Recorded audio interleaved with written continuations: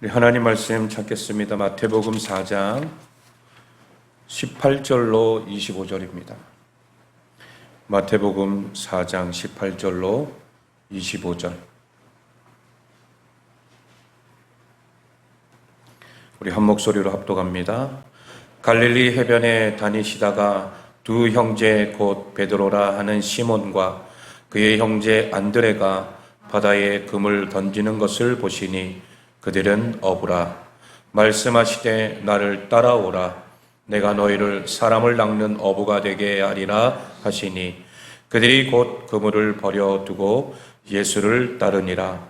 거기서 더 가시다가 다른 두 형제 곧 세베대의 아들 야고보와 그의 형제 요한이 그의 아버지 세베대와 함께 배에서 금을 깁는 것을 보시고 부르시니 그들이 곧 배와 아버지를 버려두고 예수를 따르니라.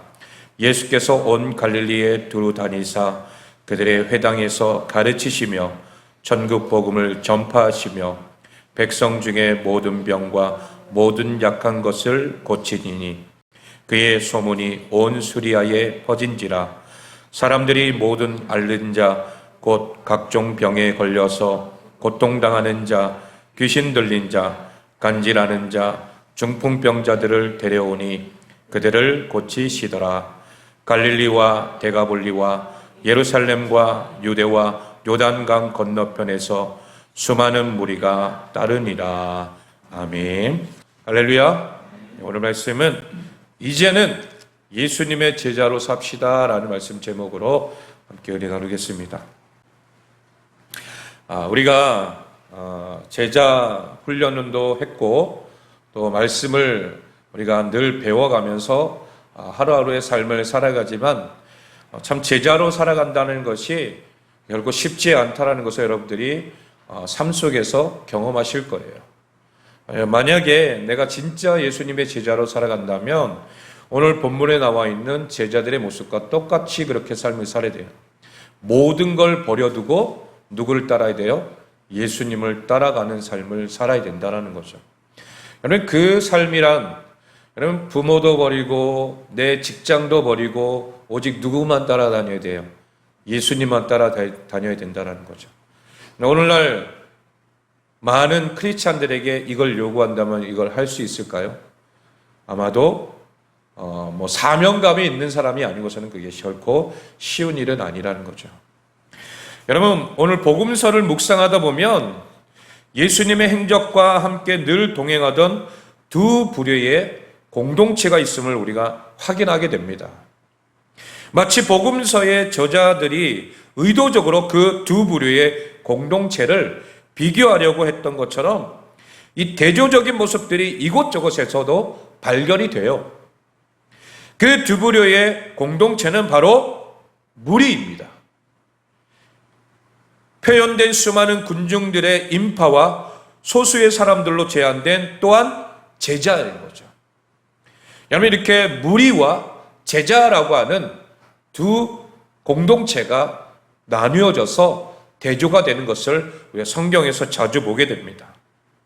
사실 이 주제는 우리가 설교를 통해서 그리고 다양한 종류의 기독교 서적들을 통해서 접해본 주제입니다. 우리가 유튜브나 이런 데도 찾아보면은 무리, 제자 이거에 대해서 굉장히 많은 설교들이 나와 있어요. 그리고 특별히 카일 아일들먼 그 사람이 쓴 팬인가 제자인가 라고 하는 그런 책도 있어요. 저 뒤에도 있죠? 예, 있어요. 그러니까 제자 훈련할 때 보통 이게 이제 필독서라고 이렇게 얘기를 하는데 우리는 읽지는 않았는데 혹시 기회가 되신다면 여러분 꼭 한번 읽어보시기 바랍니다. 뒤에 있는데 팬인가 제자인가. 여러분 이것 또한 우리가 살아가면서 하나님 앞에서 진정 제자의 삶을 살아갈 것인가 아니면 그냥 무리 중에 있어서 팬으로서의 어떤 그런 예수님을 옹호하는 그런 팬으로서의 삶을 살 것인가. 책과 같이 이 땅에서 예수님의 제자의 길을 따른다는 것이 어떠한 의미인지 현대적 시각으로 잘 해석한 내용들을 통해 우리는 이미 이 주제에 익숙해져 있는 것이 사실이라는 거죠. 그러나 오늘 이 본문 말씀을 우리가 다시 한번 묵상할 때에 성령께서 내 신앙생활의 현 위치를 점검하게 하시고 각 사람에게 맞는 적절한 은혜와 회복과 도전을 주시는 복된 시간이 될 줄로 믿습니다. 다시 한번 점검해 보자라는 거죠. 우리가 제자 훈련도 받았기 때문에 정말 내가 제자의 삶을 살고 있는가를 다시 한번 되돌아보는 거예요. 많은 성도들과 신앙 상담을 하다 보면 예수님을 믿고 신앙생활을 한다는 그 의미의 스펙트럼이 상당히 넓은 것들을 보게 됩니다. 그리고 그 믿음을 자신의 삶의 현장에서 적용하며 살아가는 그런 데에도 상당한 개인차가 있는 것을 보게 되죠. 그것은 지금 2000년대를 살아가고 있는 우리들의 모습뿐만 아니라 예수님 당시에도 동일한 양상이 나타났음을 오늘 본문을 통해서 우리는 보게 된다는 거죠. 적어도 예수님의 존재를 알고 그분을 따른다는 의미에서는 같지만, 그러나 그 안에서 양극단의 모습이 바로 무리와 제자라고 하는 공동체라는 거예요. 여러분, 무리와 제자, 이 두 공동체가 과연 우리는 어디에 속해 있는가를 우리가 판단해 줄 수 있는 그런 기준이 될 수 있다는 거죠. 오늘 마태복음에서는 예수님께서 제자들을 부르시는 장면이 간단하게 요약 정리되어 있어요. 이 부분을 비교적 상세하게 서술하고 있는 누가복음, 이 누가복음의 병영 구절을 보면은 예수님께서는 이미 복음을 전파하시고 그리고 많은 병자들을 고치시며 당시의 시대에 센세이션을 일으키고 있었던 것을 우리는 알게 됩니다. 그러니 자연스레 수많은 사람들이 예수님을 따르기 시작했고 그 소문은 지역과 지역을 넘어서 삽시간에 퍼지고 있다는 거예요. 예수님을 따르는 이유와 목적이 어쨌든 일단 현상적으로 볼 때에 많은 사람들이 누구를 따르는 거예요? 예수님을 따르고 있는 거죠. 그 중에는 자원해서 예수님의 제자로 받아달라고 요청하는 사람들도 분명히 있었을 테예요. 예수님은 왜 당신의 제자를 부르기 위해서 스스로 찾아 나서신 것입니까? 이 부분에서 우리는 무언가 무리와 제자는 다른 존재임을 느끼게 되는 것이 우리는 기정사실이다라는 것을 알 수가 있습니다. 첫 번째로 예수님의 제자는 어떻게 되는 것인가? 여러분, 지금 우리가 사는 시대에는 스승과 제자라고 하는 단어는 상징적인 표현이고 실생활과는 동떨어진 표현일지는 몰라도 예수님 당시에는 그렇지가 않았다라는 거예요. 당시에는 많은 랍비들이 있었습니다. 유대교에 랍비들이 있었어요. 이 랍비 무리 중에서는 소위 잘 나가는, 오늘날로 말하는 일타 강사들이 있었던 거예요. 1등 스타 강사. 그런 랍비들이 분명히 있었을 거라는 거예요. 여러분, 그 중에 한 사람이 우리가 잘 알고 있는 사도 바울. 이 사도 바울도 굉장히 인기가 있는 사람 중에 한 사람이었어요. 사람들이 그 사람을 닮고 싶어 했고 그 사람이 가지고 있는 것을 갖고 싶어 했던 그런 삶이었던 거죠. 그러니 이 랍비 밑에는 라인들이 형성이 되어 있는 거예요. 직접 자신들이 수업료를 찾아 들고 와가지고 제발 나를 좀 가르쳐 달라고, 내가 당신의 밑에서 배우고 싶다, 이런 사람들이 얼마나 많겠습니까? 그리고 스승은 그들의 조건들을 꼼꼼히 살피면서 일정 수준의 조건이 갖춰지면 제자도 받아들이겠다라고 하는 보편적인 이런 스승과 제자의 어떤 모습이 그대로 나타나져 있는 거죠. 여러분, 우리가 TV나 드라마를 보게 되면 거기에도 어떤 싸움을 못했던 사람이 싸움 잘하는 고수를 찾아가서, 스승을 찾아가서 뭐 하는 거예요? 제발 나를 가르쳐달라. 그런 내용들이 분명히 있지 않습니까? 여러분, 이런 부분에 있어서 보면은 우리가 기본적으로 봤을 때는 제자가 누구를 찾아가는 거예요? 스승을 찾아가게 되어 있는 거예요. 그런데 오늘 본문 말씀해 보니까 예수님의 제자가 되는 과정은 좀 특별합니다. 왜냐하면 스승 되시는 예수님께서 직접 그의 제자들을 찾아 두루 다니시는 거예요. 제자를 부르시기 위해 갈릴리 해변을 찾아다니시는 예수님의 모습을 우리가 18절 말씀에서 볼 수가 있습니다. 우리 18절 말씀 볼까요? 시작. 갈릴리 해변에 다니시다가 두 형제 곧 베드로라 하는 시몬과 그의 형제 안드레가 바다에 그물을 던지는 것을 보시니 그들은 어부라. 아멘. 그리고 그곳에서 그물을 던지는 베드로와 안드레를 보시고 제자로 콜링을 합니다. 목수이셨던 예수님이 라는 바닷가 일에 대해서 아시겠어요? 모르죠. 완전히 다르잖아요. 완전히 업이 달라요. 목수와 이 바다에서 일하는 어부는 결코 이거는 같을 수가 없는 일이죠. 완전히 다릅니다. 그런데도 예수님은 당시의 관습을 뛰어넘어 아무런 대가 없이 어떤 조건도 없이 그들을 제자로 부르셨다라는 것입니다. 여러분, 이것이 가장 큰 차이점이라는 거예요. 예수님은 베드로의 스펙, 재력, 외모, 기술력을 체크하면서 일정 수준의 이상의 점수가 되었기 때문에 제자로 부르신 것이 아니라는 거예요. 오늘날은 회사에서 직원을 채용할 때 어떻게 합니까? 어떤 스펙들을 보고 그 사람의 경력을 보고 이 사람이 어떤지에 대해서 그것을 보고 경력을 보고 채용을 하잖아요. 여러분, 그렇다 보니까 내가 거기에 온전하게 이게 맞아떨어지지 않으면 거기에서 이렇게 혜택을 받지 못하고 합격이 되지 못하는 그런 경우들이 많습니다. 예수님도 그 당시에 제자들을 부르실 때 너는 이것저것 해야 되기 때문에 그게 안 되면 내 제자가 될 수 없어 이러지 않으셨다라는 거예요. 갈릴리 바닷가에서 한평생 물고기를 잡으며 그것밖에 할 줄 모르는 베드로와 안드레, 야고보, 요한을 제자로 삼는 과정에서 우리는 제자의 부르심 가운데 숨겨져 있는 뭐가 있어요? 바로 은혜라고 하는 것이 있다는 것을 우리는 깨닫게 됩니다. 예수님은 이 땅에 오셔서 다른 거 보지 않으셨다라는 거예요. 뭐만 보셨어요? 하나님의 은혜로서 선택하셨다라는 거예요. 우리의 겉모습, 외형적인 것들이 아니라 바로 하나님의 은혜 가운데 우리를 부르시고 선택하신 줄로 믿습니다. 우리 역시 마찬가지 하나님의 자녀가 될 어떤 조건이 갖춰져 있기 때문에 우리가 그 테스트를 통과해야만이 예수님의 자녀가 되는 것이 아니에요. 하나님의 자녀가 되는 것이 아니라는 거예요. 바로 은혜라고 하는 물줄기에 올라탔을 뿐이라는 거예요. 그러나 분명히 해야 할 것은 이 베드로와 안드레 그리고 21절에 나오는 야고보와 요한이 예수님의 제자가 되는 그 은혜라는 과정 속에서 동반되어야 할 것이 분명히 있습니다. 그것은 뭐냐면 자발적인 순종이라는 거예요.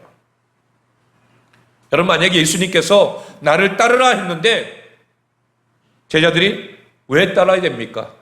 내가 당신을 왜 따라가야 됩니까? 이렇게 만약에 했다면 그들은 제자가 될 수 있을까요? 제자가 될 수 없는 거예요. 자발적인 순종이 그대로 예수님 앞에 나와야 된다는 거죠. 여러분, 은혜라고 하는 이 과정 속에서 동반되어야 되는 것은 바로 자발적인 순종이 있어야 된다는 거예요. 우리가 하나님 앞에 은혜를 받죠? 그러면 그 은혜 가운데 내가 은혜의 물줄기 안에서 하나님, 내가 순종하겠습니다. 하나님 말씀 가운데 내가 결단하겠습니다. 여러분, 이러한 결단과 순종이 없다면 우리는 하나님의 축복을 기대할 수가 없다는 거예요.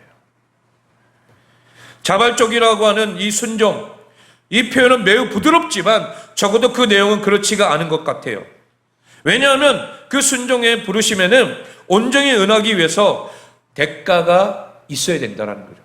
분명한 대가 지불이 있어야 된다는 거예요. 그리고 그것이 바로 제자와 무리를 구분짓는 가장 중요한 기준점이 된다라는 것입니다. 예수님께서 제자를 부르시는 장면의 마지막은 제자들이 자신의 소중한 것을 버리고 예수님을 따르는 장면으로 마무리가 되고 있어요. 여러분, 예수님께서 베드로와 안드레에게 나를 따라오라, 내가 너희를 사람 낚는 어부가 되게 하리라 19절 말씀하시면서 여러분, 그들을 초청하실 때 그들이 초청 안에 담겨져 있는 엄청난 뜻을 100% 이해했을까요? 100% 이해했을까요? 아니라는 거예요. 그러면 그들은 그 초청 안에 담겨져 있는 생명력 있고 또 가치 있는 초청임을 느꼈기 때문에 즉각적으로 순종하여 예수님을 따라 나선 것입니다. 20절 말씀 우리 한번 볼까요? 20절과 22절 시작. 예수를 따르니라. 22절 그들이 곧 배와 아버지를 버려두고 예수를 따르니라. 아멘. 자, 베드로와 안드레 그리고 야고보와 요한의 행동은 두 가지 공통점이 있어요. 첫 번째는 즉각적인 순종이었다라는 거죠. 무엇을 선택해야 할지 그것에 대해서 고민하지 않았다라는 거예요. 이것저것 따지거나 우물쭈물대지 않고 조금의 지체함도 없이 순종했다라는 것을 말하는 거예요. 두 번째는 자신의 소중한 것들을 모두 버렸다라는 것입니다. 배와 그물이라고 하는 것은 어부였던 그들에게 있어서 삶의 뭐예요? 전부였습니다. 전부.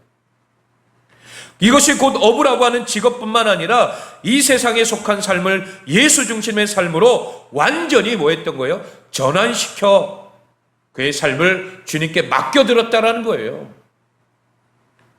그에 반해서 25절 우리 말씀 한번 읽어볼까요? 25절 시작. 갈릴리와 데가볼리와 예루살렘과 유대와 요단강 건너편에서 수많은 무리가 따르니라. 아멘. 여러분 25절에 예수님께서 수많은 병을 고치신다라고 하는 소문을 듣고 따라 나선 이 무리들은 실질적으로 병 고침받고 복음에 대한 가르침도 들었지만 그들은 아무것도 버렸어요? 안 버렸어요? 안 버렸다라는 거예요. 대가를 지불하지도 않았다라는 거예요. 이것이 바로 무리와 제자를 구분짓는 가장 중요한 것이라는 거예요. 사랑하는 성도 여러분, 예수님의 제자가 된다는 것은 우리의 환경과 조건에 의한 것이 아닌 은혜의 영역인 줄로 믿습니다. 그러나 우리에게 있어서 그 부르심에 절대적으로 순종하는 자세가 필요하다라는 거예요. 그리고 순종의 열매는 뭐예요? 대가가 꼭 지불이 되어야 된다라는 것입니다. 오늘도 우리 주님은 여러분 한 사람 한 사람을 제자의 삶으로 초청하고 계신 줄로 믿습니다. 왜냐하면 우리가 제자 훈련을 받았죠? 그렇다면 내가 제자로서의 삶을 살아가기 위해서 대가가 분명히 있어야 된다라는 거예요. 예수님의 참된 제자로 살아간다는 것은 무리가 아닌 선택받은 제자들이에요. 선택받은 존재들이라는 거예요. 그렇기 때문에 제자의 삶으로 우리를 초청하고 계실 때에 우리는 내가 가지고 있는 것들을 내려놓기도 하고 포기하기도 하고 그리고 주님을 바라보면서 온전한 삶을 살아내려고 몸부림치는 우리의 모습이 있어야 될 줄로 믿습니다. 그 초청에 즉각적으로 반응하여 덜 소중한 것들을 버리고 정말 소중한 예수님을 선택하고 그분의 길을 따라가는 복된 삶이 되시기를 소망합니다. 두 번째는 왜 그러면 예수님은 제자를 부르십니까? 왜냐하면 무리들은 자신의 이익과 원하는 목적을 이루기 위해서 예수님을 따랐기 때문이라는 거예요. 그들은 당장의 눈에 보이는 문제 해결이 뭐예요? 최우선입니다. 자신의 병 고침을 받기 위해서, 귀신 들림을 치유하기 위해서, 자신의 육신의 고통을 해결받기 위해서 누구를 따른 거예요? 예수님을 따랐던 뿐이에요. 역으로 말하면 그들은 언제라도 자신의 문제가 해결받고 난다면 또 자신의 목적을 달성하고 나면 예수님을 언제든지 뭐 할 자들이에요? 떠날 자들이라는 거예요. 10명의 문둥병자들 중에서 9명은 고침받고 다 고침받았는데 9명은 다 어디로 갔어요? 자기 갈 길로 가고 한 명만 선한 사마리아인만 누구에게 온 거예요? 예수님께로 찾아왔어요. 그리고 예수님의 무릎 앞에 딱 무릎 꿇고 살해했던 것을 보게 됩니다. 여러분 바로 여기서 차이가 나는 거예요. 무리와 제자의 삶이에요. 그 한 사람이 바로 제자이고 나머지 9명은 뭐예요? 무리일 수밖에 없는 거예요. 그렇게 예수님은 제자들을 초청하면서 뭐라고 말합니까? 오늘 19절 말씀 다시 한번 읽어볼까요? 19절 시작. 말씀하시되 나를 따라오라. 내가 너희를 사람을 낚는 어부가 되게 하리라 하시니. 아멘. 여러분 예수님께서 제자들을 부르시는 이유는 바로 이거예요. 사람을 낚는 어부가 필요했기 때문이라는 거예요. 이것이 제자의 목적이고 이유이고 정의인 것입니다. 여러분, 어떤 육신의 만족, 내가 필요한 것들, 어떤 문제 해결, 이것을 위해서 예수님이 오신 게 아니에요. 예수님은 바로 사람을 낳는 어부가 필요했기 때문에 이 땅에 오신 거예요. 그 일에 나와 함께 하자. 베드로야, 야고보야, 요한아, 안드레야, 제발 나와 함께 하자. 예수님이 그렇게 부르시고 계신 거라는 거죠. 제자는 자기의 바람을 성취하기 위해 예수님을 따르는 자들이 아니에요. 제자는 예수님의 바람을 자기의 바람으로 삼아 살아가는 자들이라는 거예요. 예수님의 바람인 영혼 구원을 자신의 바람으로 삼고 살아가는 자들이 바로 제자인 줄로 믿습니다. 이 명백한 사실에 우리는 우리의 신앙생활을 다시 한번 돌아봐야 될 줄로 믿습니다. 여러분, 이 일에 우리가 한번 생각해 본다면 나는 진짜 무리입니까? 제자입니까? 서두에서도 말씀드렸듯이 신앙생활이라고 하는 이 정의의 스펙트럼은 매우 넓다라는 거예요. 그러나 중요한 것은 하나님께서 보시기에 인정된 신앙생활은 정해져 있다라는 것이, 그것이 중요하다라는 거예요. 자신만의 만족과 유익을 위해 예수님을 알고 자신의 필요를 위해서 이용하는 정도를 본인은 신앙생활이라고 인정할지 몰라도 우리 하나님은 그런 자를 제자로 부르시지 않는다라는 거예요. 이것이 타협은 없다라는 거예요. 그리고 분명합니다. 명백한 사실이라는 거예요. 여러분, 제자는 부르신 본래의 목적을 가지고 살아가는 자들이라는 거예요. 사랑하는 성도 여러분, 우리는 사람을 낚는 어부들인 줄로 믿습니다. 베드로와 안드레가 그랬듯이, 야고보와 요한이 그랬듯이 자신의 그물과 배를 던져버리고 예수님께서 우리의 손을 들려주신 새로운 그물을 들고 영혼을 추수하고 사람을 낚는 어부의 사명을 감당하는 우리 모두가 되기를 소망합니다. 예수님은 그렇게 제자들을 부르시고 그들의 손에 들려준 새로운 그물이 무엇인지를 실제로 보여주고 있는 거예요. 사람을 낚는 영적인 그물의 실제가 무엇입니까? 예수께서 온 갈릴리에 두루 다니사 그들을 회당에서 가르치시며 천국 복음을 전파하시며 백성 중의 모든 병과 모든 약한 것들을 고치신다라고 했어요. 우리 23절 말씀 다시 한번 읽어볼까요? 시작. 예수께서 온 갈릴리에 두루 다니사 그들의 회당에서 가르치시며 천국 복음을 전파하시며 백성 중의 모든 병과 모든 약한 것을 고치시니. 아멘. 예수님은 이 땅에 오셔서 세 가지 사역을 하셨어요. 어떤 사역이요? 가르치시고 전파하시고 고치시는 사역. 이 세 가지 사역이 핵심이라는 거예요. 예수님은 가르치고 복음을 전파하고 치유하는 사역임을 분명하게 우리에게 보여주시는 거죠. 그래서 우리가 예수님의 제자가 된다면 우리 또한 이 사역을 감당해야 될 줄로 믿습니다.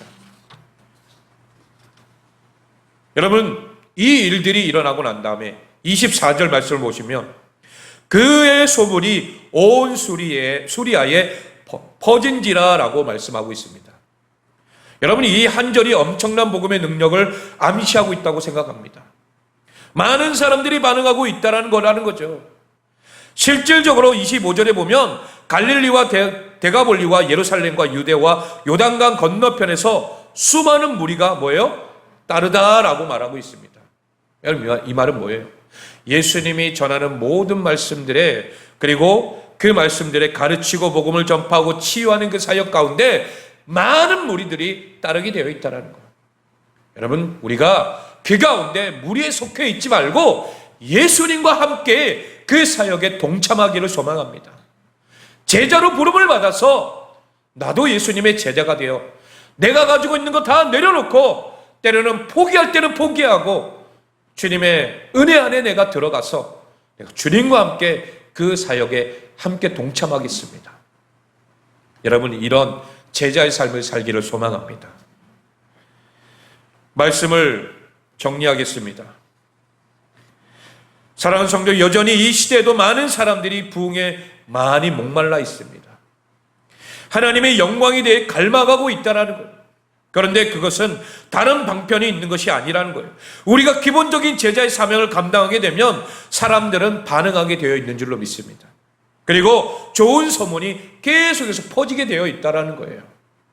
그럴 때에 그 현장에 부흥이 있고 성장이 있고 생명이 있고 회복의 역사가 나타나게 될 줄로 믿습니다.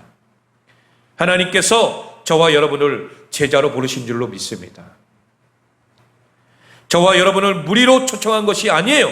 그렇다면 그 부르심의 자발적 순종이 먼저 우리 안에 동반되고, 그리고 그 안에서 예수님의 참된 제자된 삶을 증명해내는 우리 모두가 되기를 소망합니다. 우리가 배운 것, 그리고 본 것, 그리고 내가 받은 것, 이 모든 것들을 통하여서 실천을 행하며 나아갈 수 있는 우리의 삶이 되기를 소망합니다. 여러분, 우리 주님께서는 이렇게 우리에게 많은 것들을 가르쳐 주셨어요. 그러면 무엇을 배웠습니까, 여러분들이? 매 주일마다 하나님 말씀을 통해서 배우잖아요. 여러분, 제가 전하는 게 아니에요. 하나님이 주신 말씀을 통하여서 여러분들이 듣는 줄로 믿습니다. 그렇기 때문에 저도 마찬가지고 배우고 여러분들도 배우고 함께 배워서 그 하나님의 말씀을 실천해 나갈 때만이 우리는 참된 예수님의 제자라 말할 수 있는 것입니다. 오늘도 이 말씀을 통하여서 이제는 예수님의 제자로 삽시다. 그냥 제자가 아니에요. 참된 제자로 삽시다. 아멘입니까? 그냥 우리가 입술로만 고백하는 것이 아니라 하나님, 내가 그렇게 살기를 원합니다. 정말 간절히 주님 앞에 부르짖고 또한 몸부림치면서 안 될 때마다 내가 주님 앞에 나와서 엎드리고 회개하면서 눈물로 기도하며 나간다면 하나님이 내게 은혜 주시고 또 능력 주시고, 그로 인하여서 놀라운 하나님의 은혜의 소문들이 우리 주변에 여러분들을 통하여서 퍼져나가게 될 줄로 믿습니다. 그리고 우리가 갈망하는 부흥, 여러분 저도 마찬가지이고 우리 모두가 부흥을 갈망하시죠? 아멘입니까? 그렇다면 그 부흥은 바로 참된 제자의 삶을 통하여 나타나게 될 줄로 믿습니다. 우리 모두가 그 일에 함께하여서 하나님의 뜻을 온전히 이뤄갈 수 있는 우리 모두가 되시길 예수 그리스도의 이름으로 축원합니다.